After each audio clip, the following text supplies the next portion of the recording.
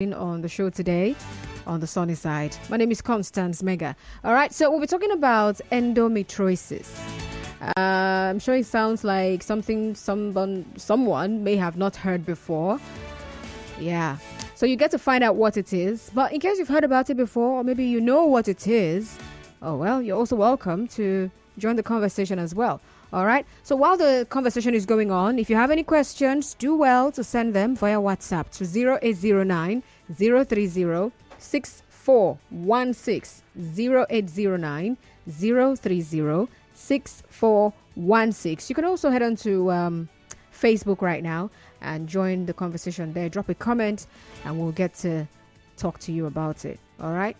Well, of course, Nigeria Info 92.3 PH. That's our Facebook page. All right. Joining me for this conversation is Dr. Paulina Saad Daria. She is an obstetrician / gynecologist. You're welcome to the show, ma'am. Thank you very much. I'm glad to be here. All right. So I'm for someone who has not heard the word or the term endometriosis before, could you explain in very simple terms what it is? Endometriosis is when the lining that is normally in the cavity, the inner part of the womb that carries the baby in the woman, gets to be in other places.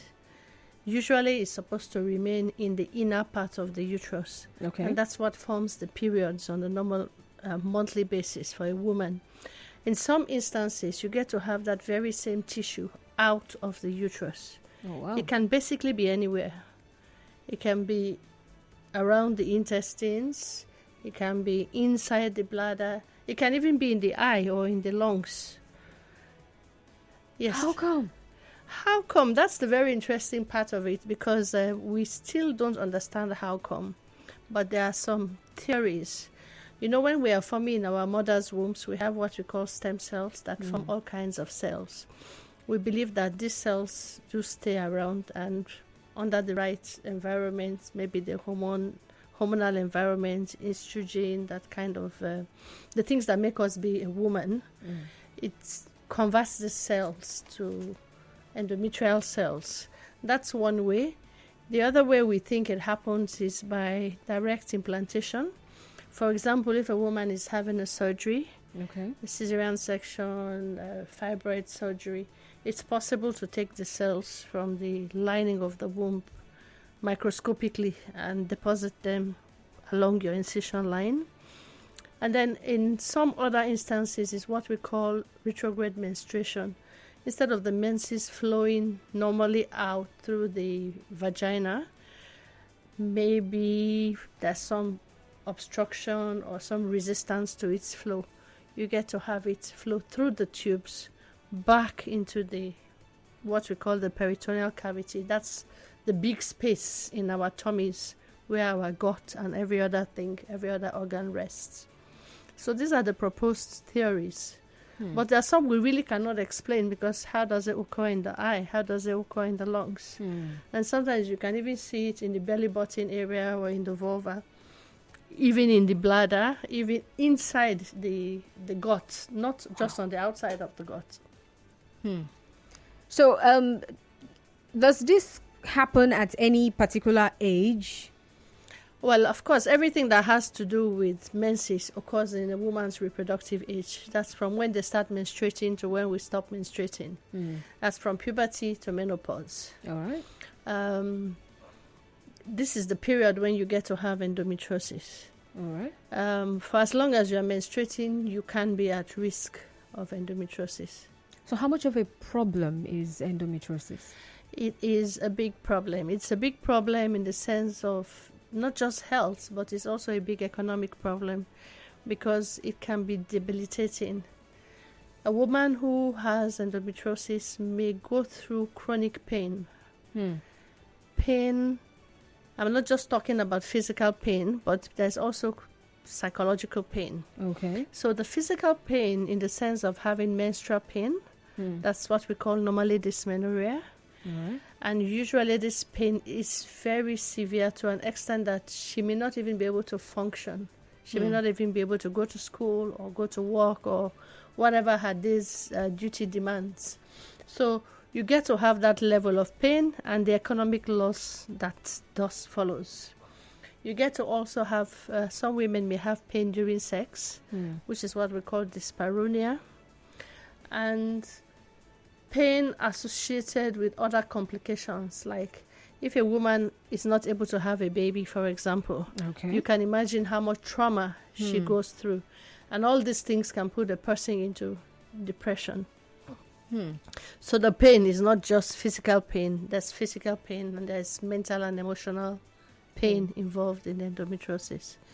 Also, you can have, well, we have basically gone into the symptoms right now, but you can have instances when a woman has pain when she's about to pass urine or when she's about to poo, because the endometriosis is in those areas, especially when it's around the time of her period. Unfortunately, also, I mean, it's like there's bloating, there are other discomfort that comes with it, back pain, the lower abdominal pain, all these things occur, but they are worse during her period. Okay, and the fact that the person might not necessarily know what is wrong with them, and they just go through this pain, and they could just be complaining that whenever it's getting to my period, there's a way I feel. Exactly. So before now, when we're having the other conversation, we were talking about criticizing what you don't understand, right? It just reminded me of something some guy said on Twitter. So he said that some ladies who claim to be almost immobile during their periods due to menstrual cramps, they're forming it, they're faking it. Can we talk to us about menstrual cramps? I would like to moderate my answer so that I won't get accused of being a feminist. Well, I don't mind being accused of being a feminist, but I'm sure that man has never felt what a menstrual pain is.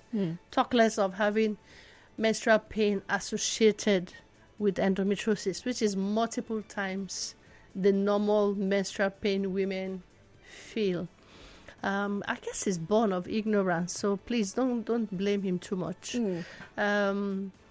I think people need to understand what they're talking about before they start condemning people. A lot of women get accused of malingering. Some even end up in the psychiatry ward. Oh, wow. Yes, because it can be that debilitating. Imagine going through chronic pain. And some women, when it really gets severe, because sometimes you can have the repeated, it's like menstruating inside your abdomen. Okay. Now you can imagine menstruating inside your abdomen and all the irritation it causes and how much pain that will cause, because blood is an irritant. Yeah. And then you also have instances when this blood forms in a ball, what we call a cyst, an endometriotic cyst. And usually if we operate on such patients, you just see thick, altered blood. It looks like chocolate. We call it chocolate cyst. And this cyst they can grow pretty big, and they can really even obstruct your normal bowel motions and urinary motions. So anybody who talks about women malingering and saying, oh, they're just forming, it's a gross lack of, I think I can only say I feel sorry for the person and the women around that person. All right. I've also heard how sometimes the foods a person takes, right, before or during their periods could also be a factor to how much pain they get to experience. Can you talk about that? Well, I've had friends complain about that, but as relates to endometriosis, yes, food does help to either alleviate or worsen the pain, depending. Okay. Of course, if you take foods that are rich in phytoestrogens, what we call phytoestrogens, like soya milk, for example, soya products, they are rich in estrogens. It has a theoretical possibility of worsening endometriosis. Oh. Yes, drugs, foods that are high in inflammatory products. You have red meat, you have trans fatty acid, the normal bad foods that are generally bad for you worsen endometriosis. How about sugar? Well, sugar, of course, sugar is, if you can avoid sugar in your life, avoid sugar. It's bad for everything. Okay? Now, having said that, dark chocolate, It's Yeah. good for you. Oh. Yes, and I'm not saying now just go and eat boundless amounts of dark chocolate, but dark chocolate actually helps endometriosis. Um, fibrous foods, foods that are rich in antioxidants, fruits, colored foods, leafy green vegetables, all those things are good for you. Not Okay. just for endometriosis, but they're very good for every human being for every other reason. All right. And things like fish, Okay. foods rich in fish oils, they're also good. So it's the same food groups that are good for one thing is really generally good for every other thing. So women with endometriosis would do good with altering their lifestyle. And not just food, but also, let me just bring it up here, exercise. Yeah, I was going to ask you about lifestyle Yes. as well. Because, I mean, food is part of lifestyle, but exercise helps in many ways. One, it will reduce the amount of fat in your body, and we produce estrogens in the fat as well.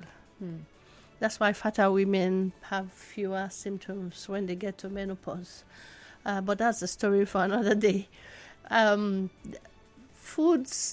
Exercise also increases your happy hormones.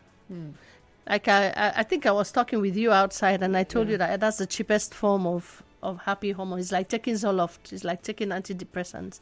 So because these women are going through chronic pain and stress, it wears you down. It sends people into a depression. There are people who are on the verge of even taking their lives because of endometriosis. So exercise will help not just people with endometriosis, every other person actually, but it will help endometriosis very, very much. All right. So, And then one other quick, I mean, now we are going into managing endometriosis is heat therapy. So women who are around their periods, they could use hot water bottles or warm cloths or do warm massages. It would also help. Where are they massaging? The back, lower back, and lower abdomen, basically. But mostly lower back. But you can just apply the hot water bottle. You know these plastic ones? Just make sure it's well closed so that the hot water doesn't pour on somebody's body and give them burns. You could wrap it in a towel, or you can just get some friend or a masseuse to soak cloth in warm water and apply it to your lower abdomen and back. That's some locally easily available form of heat therapy. All right. So for someone who's listening right now who is perhaps a sufferer, how can the person tell that perhaps what I'm going through is actually endometriosis? Well, if you have any of the symptoms which we've been talking about, pain during period that worsens when your period is really established and it continues sometimes until after. You can have bloating. You can have pain that... Yeah, when you say bloating, the lower abdomen feels full as if you have eaten, and some discomfort, vague discomfort in your lower abdomen especially. And then some people get to have pain when they are pooing, pain when they are urinating. There can even be blood in your poo and blood in your urine around the time of your period. Is that not normal? No. The blood from a normal period comes out from a different opening. That's the vagina. All right. Where a baby comes out of. The urethra, where urine comes out of, is just in front of the vagina. And then the anus, of course, is at the back. So there are three different openings in that region. So the amount of bleeding from the urinary system can actually be much. And it may even continue after the period, just after the period is over. And sometimes you have, it's what we call hematuria. Blood coming from, that hematuria is blood in the urine. Okay. It can get confused with a cancer or other things happening in the bladder. You can have instances also when you have a reddish brown swelling on a part of the abdomen or on a scar tissue. That's like if you have had a cesarean section. And it increases in size during the period and immediately after. And cyclically gets to be smaller. It comes and goes, comes and goes. That's when you have it on a scar. I told you it can be on the abdomen. You can have blood from the eyes. You can have cough that occurs on a chronic cyclical basis. Hold on. When you say blood from the eyes. Yes, bleeding from the eyes. Because menses is blood, don't forget. Yeah. So if you have it in the eyes, which is very rare, but it can happen, you can actually have cyclical tears that look like blood, or it is blood actually because it's menstrual blood. Yeah, because it's a very funny disease entity because it can mimic so many things. It can mimic so many things depending on where it is. Wow. That's incredible.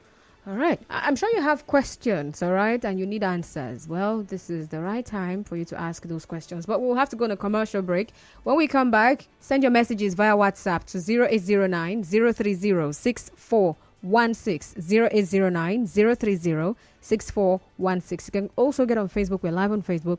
Drop a comment right there, and Dr. Paulina will answer you. Nigeria Info 92.3 PH. That is our Facebook handle. I'll be right back. Just stay tuned.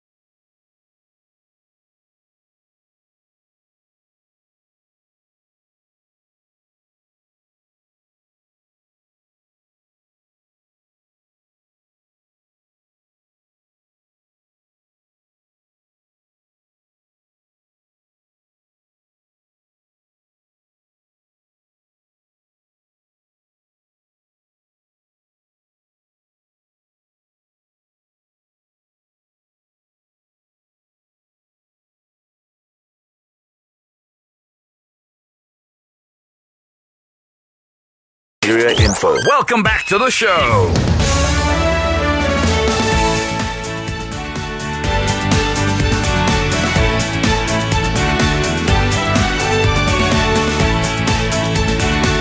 All right, welcome back now. So we're still discussing endometriosis, and it's a disease in which tissue that is similar to the lining of the uterus grows outside the uterus. And Dr. Paulina says it could be anywhere. Anywhere. That's just incredible. All right, so I'm sure you have questions you would like to ask. Well, this is the time you get to ask those questions. All right, perhaps you're feeling some kind of pain in your pelvic region and you really want to understand what's happening.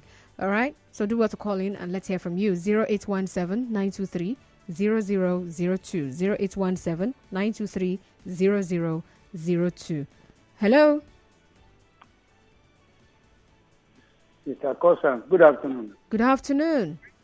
I'm a doctor in your studio. Good afternoon. My question is, I don't know whether the doctor will allow me. I want to ask a question concerning secretion in the woman's system. We're listening. Okay. My question is it not better for the husband and wife to have their relationship when there is secretion in the system of a woman than when that woman has betted and the secretion is off? I also want to ask, would the secretion also not help for the woman to quickly become pregnant than when the secretion is not there after birthing? Thank you. I've been expecting a topic like this to come. I'm happy it has come. So I want to hear from her. All right. This has nothing really to do with endometriosis, but I'll quickly answer your question, sir. There's normal secretion from a woman's private parts, and it changes in character. There is a time of the month when that secretion becomes clear like water, and it draws like okra, or it draws like when you put okra in water, or the surrounding of, and when you crack a fresh egg, that's that white thing that hangs around the yolk. That occurs just when she's about to hatch an egg. And when you see that, if she has sexual relations at that time, she is more likely to get pregnant, because it's a sign. If you even hold that secretion, it draws. You can draw it for over 5 centimeters, sometimes even more. So that is an indication that this woman is in her fertile period. So that is the secretion that you look for her to get pregnant. When it comes to bathing, Women should not clean the insides of their vagina. The way God has made us is that our vagina cleans itself. So when a woman is bathing, she should not put her hand inside and clean, and she should not use those harsh things like soap and Dettol and all.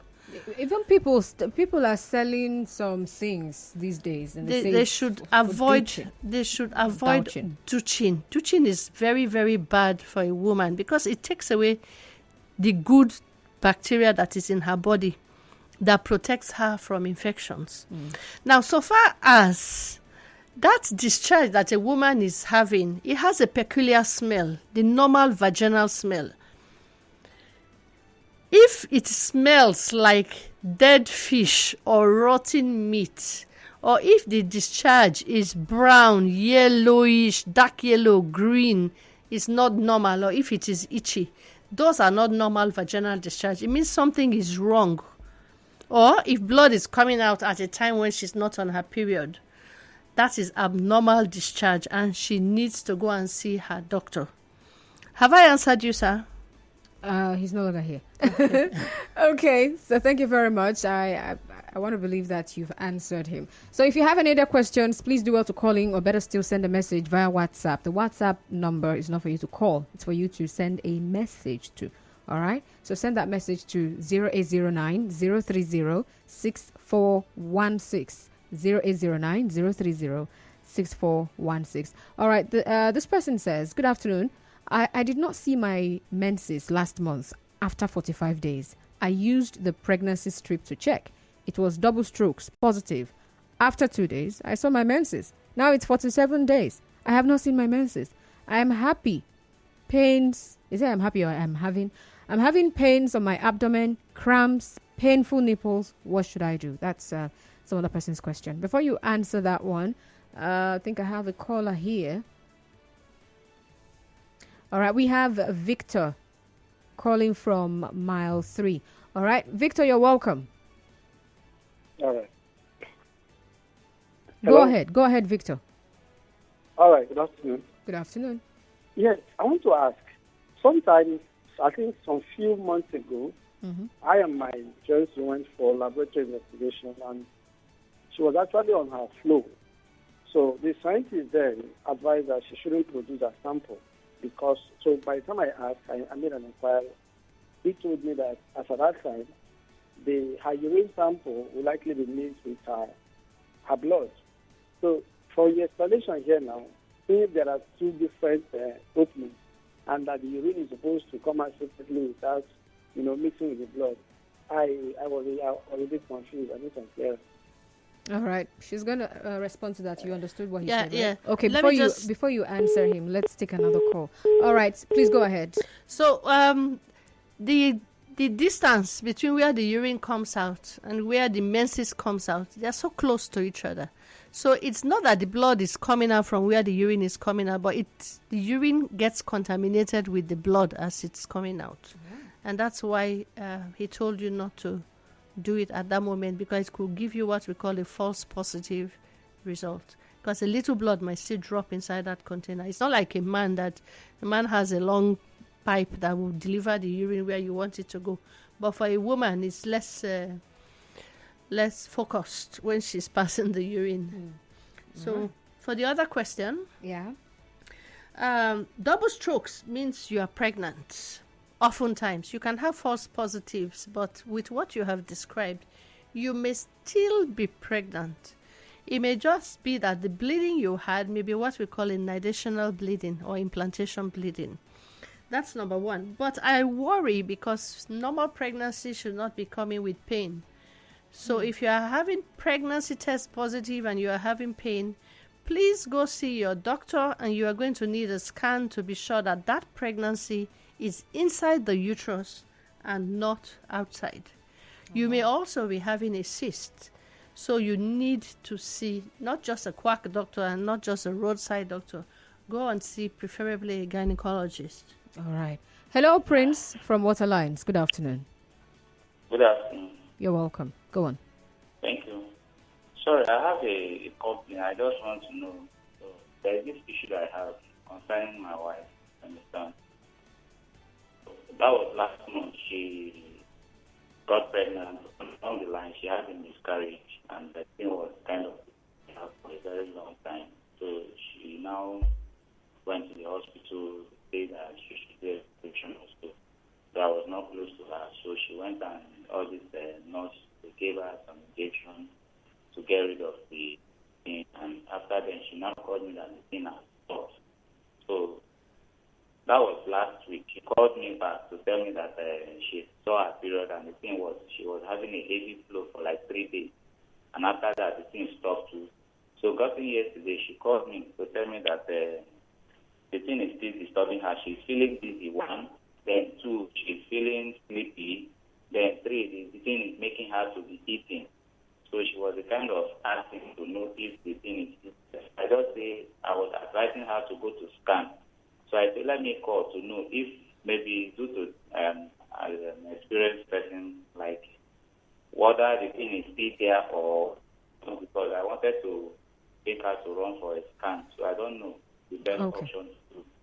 All right. Thank you very much for calling, Prince. All right, Dr. Paulina. Yeah, my advice in this instance will still be go see a doctor before you do the scan, because I find here in this part of the world we always put the cat before the horse. We do investigations before you have a consultation with a doctor. I've seen people do urine investigations and all kinds of things before they come, and they waste their money doing the wrong investigations. In this instance, please take your wife to go see a doctor. She needs to be examined properly. They need to do also a vaginal exam, see the womb and how it is, because she might also be having an infection. And then, yes, she will need to do a scan to be sure that there is no product left inside the uterus. Mm-hmm. Please remember also that if you still do a pregnancy test for a good length of time after a pregnancy is lost, it will still be positive. Oh. So that should not be, yes, it takes some time for the hormone to drop below levels that your test can pick up. On the average, we'll say like 3 weeks thereabout, but in some instances it goes longer than that.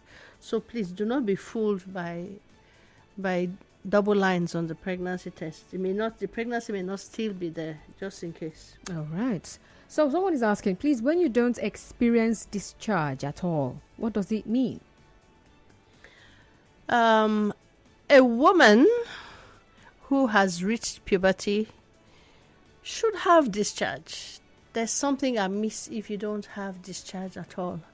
There are 2 types of discharge. The one I've already described earlier, those cyclical ones. There's another type of discharge that comes out when a woman is sexually aroused. That one comes from a different place, not from the cervix. It comes from the Bartholin's gland.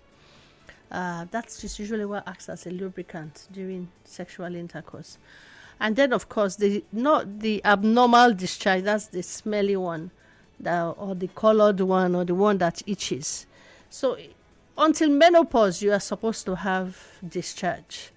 And something is amiss if you are not having any discharge. If it's not physical, it might be psychological. Have you had such a patient We do before? have women with dryness, especially during when they're about to have sexual intercourse.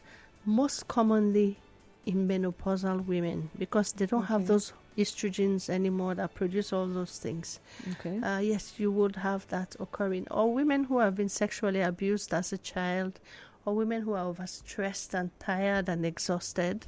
You find that they're not able to respond normally to the usual sexual arousal, so they're dry. They're stressed. You can't expect them to be normally arousable. So those type of women would be dry. And the women who douche as well, they could be dry. Who do what? Douche. Clean inside the vagina. Oh, okay. Okay. So there you have it. In case that's what you're doing, you better stop. Is it safe? IB from Eliozu. So IB is basically asking if oral sex is what's now? Safe? Is safe, yes. No, oral sex is not safe. Oral sex can be a means of getting all the sexually acquired infections, from HIV to human papillomavirus. Now, this is important because and we are seeing more now, more and increasingly infections that affect the throat. You can have gonorrhea in the throat. You can have HIV passing through the mouth. You can have human papilloma virus that will cause oral cancers or throat cancer as well. My answer to that is it's not safe. All right. It's as unsafe or as safe as having penetrative genital sex. All right. Is endometriosis curable? Prince Ebun Adenego is asking. Curable? No, it's not. Now, I don't want to discourage people who are living with endometriosis. It is manageable. Cure means it goes away 100%. That's what I'm defining cure as. Okay, so we could But safely you say can manage medically. it. You can limit the manifestations of it, and Alright. you can like the pain. If a woman is going through pain, I've talked about the medical management already. Medical management, you can give painkillers, things like even ibuprofen. You can give those painkillers, mefenamic acid, during the time of the period. Like usually you start like 2 to 3 days before and continue it well into the period and a few days after. Now that manages the pain. The other symptoms depend, like I said, on where the endometriosis is. If it is on the skin, yes, you can cut it out. It's curable. If it is deep in the pelvis or around the ovaries, that becomes more of a problem. If it is just on the superficial outer layer of the lining of the peritoneal cavity, perhaps you can also burn those ones off. But cure is not what I would be thinking about. If it is formed a cyst, you need to get the cyst out for some, if it's significant enough to cause you huge discomfort. Now, but then you also have deep infiltrating endometriosis, and those ones are a big problem because you can hardly do anything about it other than clear the whole pelvis. Even clearing the uterus and everything may not be possible because everything will be gummed together. It's like a frozen mass of uterus, tubes, ovaries. Is a nightmare for any surgeon to go in. But we have medical management. We have, aside from the painkillers, we have hormones that we can use to control it. Okay. And then, antagonists as well as different kinds of hormones. But I will leave that for the doctors to manage. So if you're having endometriosis, and when it comes with infertility, because it's one of the main problems of associations of infertility, we may look into assisted reproduction, IVF, even surrogacy. Because for some women, you really need to take out that whole uterus for them to find relief, uterus and tube and everything. It's a significant problem because it tends to ruin the lives of women, especially if you are not in a supportive environment or you are not with a supportive partner who is there hammering you, I want a child, I want a child, I want a child. Only to hear that you have one big grammar they are speaking that is your problem. All right. Some other person says, good afternoon. I have a friend that is currently 24 years old. All her life, she has never seen menses. Neither has she developed breasts on her chest. What could be wrong? Because we're worried. Thanks. Please take her to see a doctor. She needs further evaluation. All right. That's all I would say. I don't want to go into details online because you don't want to also traumatize people. So. Yeah, sure. All right. So someone sent me a picture here and she says, good afternoon, Lady Constance and our doctor. Please, this is my navel button. I do see some blood coming out from it when I'm menstruating and it's unbearable pain.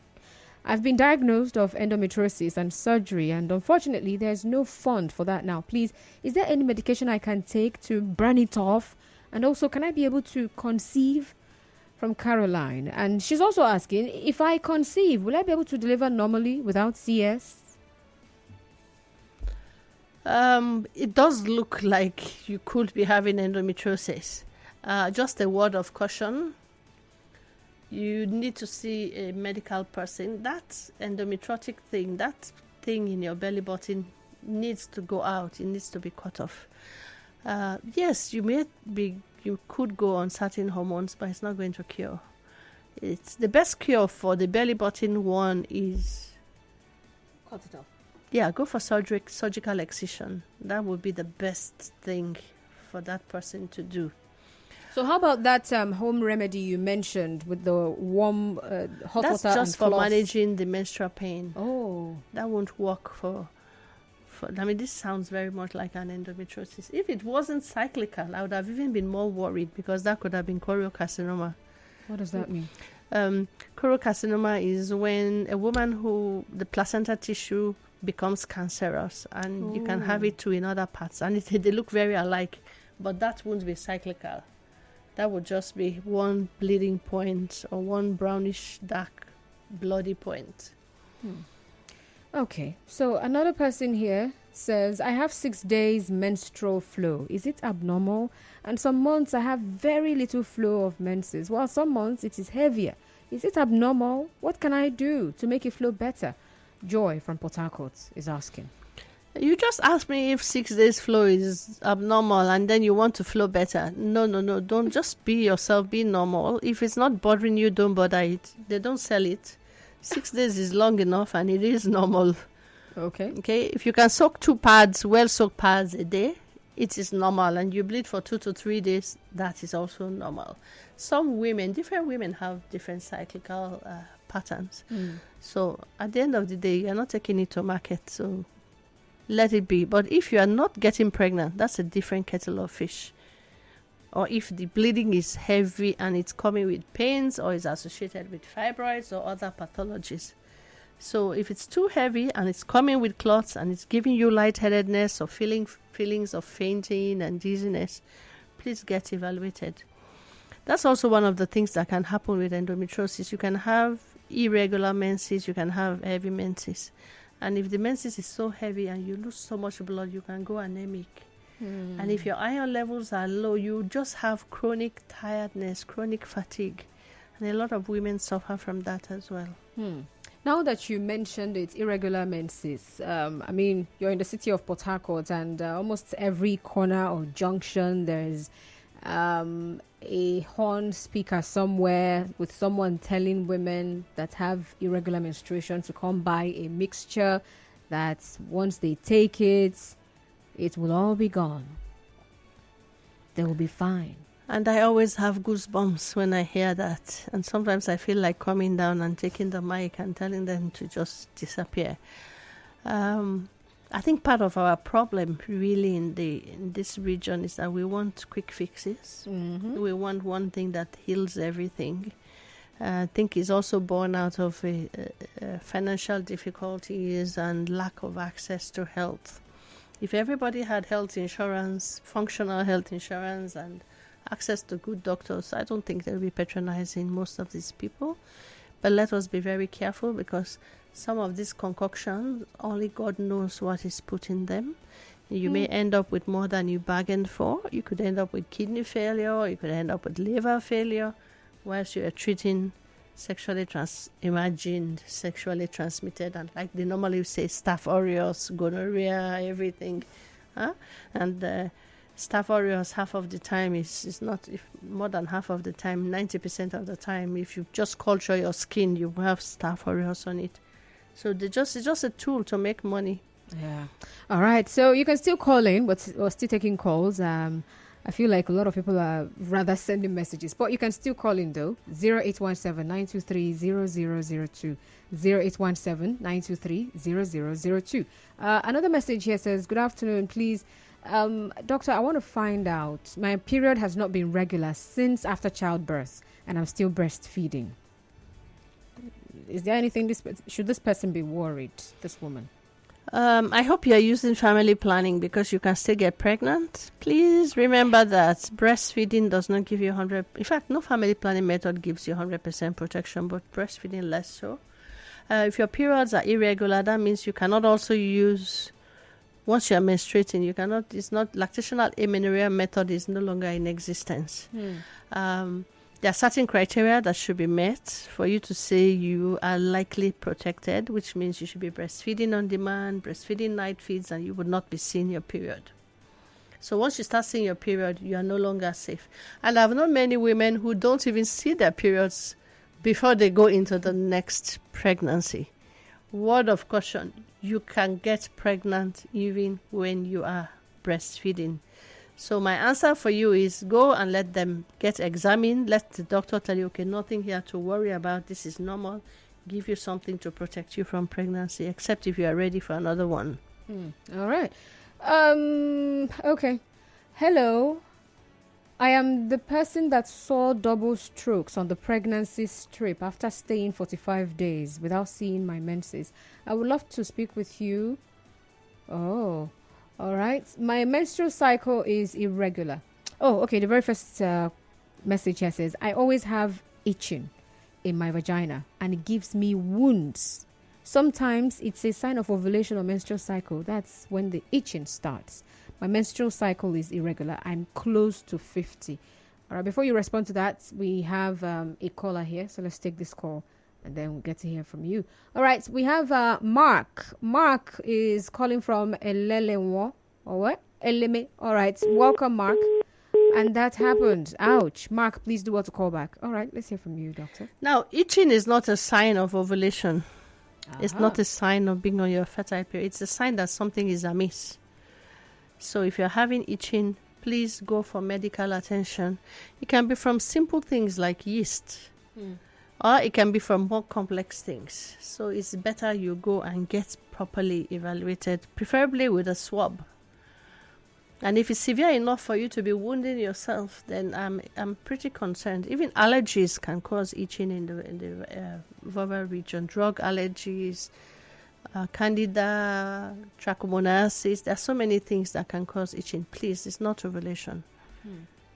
So it could even be the material of the panties, right?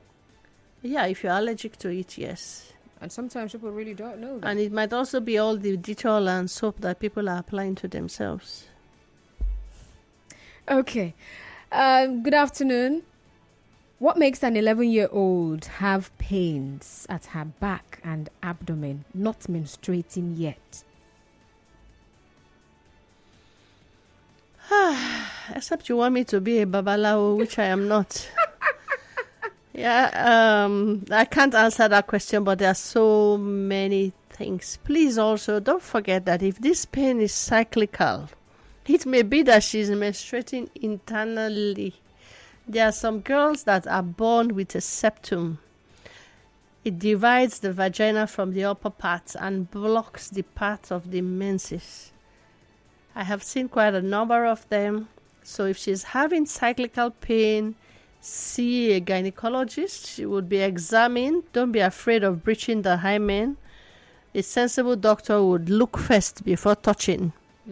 Okay, but I mean, it's more common than you think, especially as more and more girls are attaining menarche at a younger age. So if her other sisters started menstruating at 9 and she's 11, she's not yet obviously menstruating, she needs to be examined. All right. Victoria from Eliozu, are you still on the line? Yes, good afternoon. Good afternoon. Please go on. My name is Victoria. Doctor, I'm having a challenge. Go on, my dear. Yes. I had a try 2019 during coronavirus. And since that time, I've not been able to take him again. I went to my doctor to examine myself. I'm experiencing breast milk. So the doctor said I should run a test. I did. He said I have a high prolactin. And he placed me on drugs. I've taken Falodin. I've taken Dofin. So basically, you've taken drugs. So you are being managed for hyperprolactinemia. That's what we call it medically. Yes. Yeah, but sometimes it may not be just one thing that is causing not getting pregnant. The fact that one thing is obvious, they have to look at the whole person and the whole couple. Let me put it that way, because it's not just a woman that gets pregnant. Has your husband been evaluated? Has his sperm been checked? Have other things in you been checked? Have they seen whether you are making eggs on a regular basis? Has your follicle been tracked? There are so many other things. Are the tubes still open? Because the fact that you had a baby, you could also have been. infection can take place after childbirth. Even your husband could have gotten infected somewhere else or had problems wrong with the sperm from 2019 till now.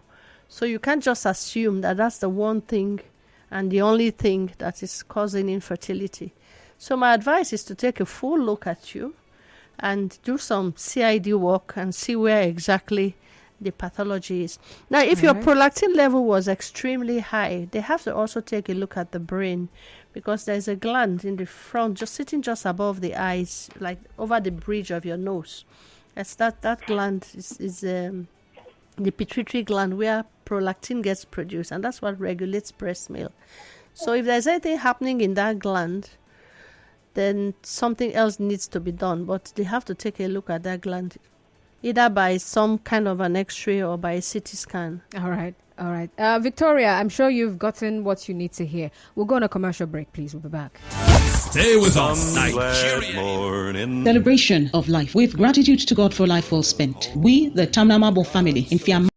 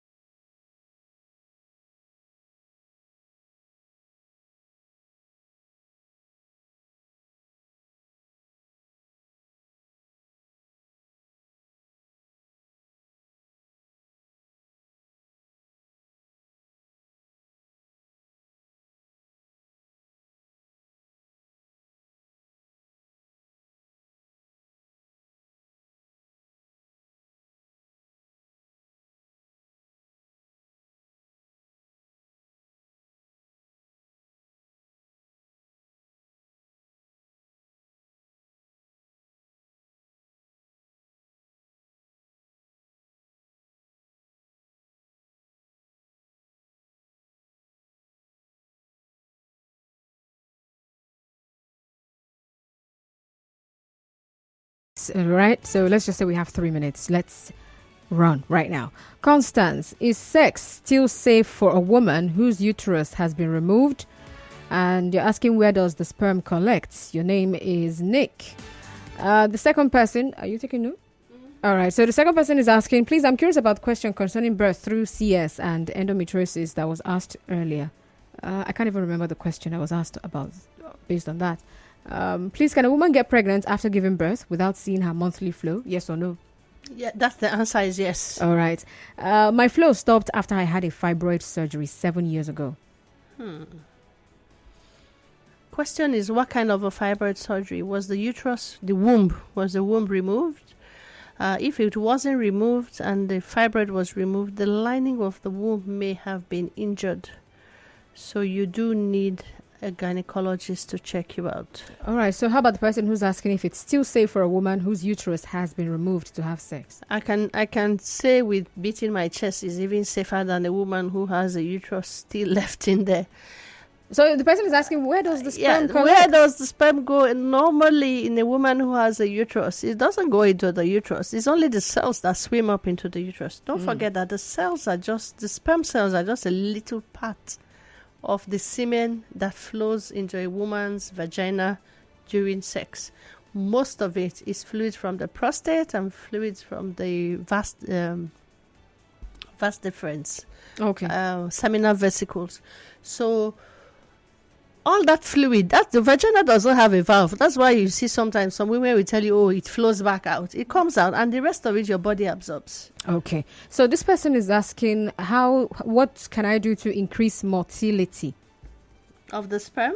Yeah, it has to be. Well, it depends on what exactly is causing the low motility. If what is causing the low motility is an infection, it needs to be treated. And sometimes there are some micronutrients that are deficient, most especially zinc, magnesium. In that instance, then replenishing those things would be helpful. All right. If you are trying to get pregnant and it's still not working, you have an option of an IVF with ICSI. That's intracytoplasmic sperm injection. They will take whatever sperm is there, inject it into the egg via an IVF and put it inside the woman. All right. So someone is asking, my wife has not seen her monthly flow since 4 months now after giving birth. Is it okay? It is very normal. Okay. But she can get pregnant. Ah. So the person whose child is 11 years old and has not seen her period is asking, that she says, this is my first daughter, so she doesn't have siblings, right? And she says, could the pain be as a result of puberty? Yes or no? Puberty does not cause that kind of pain.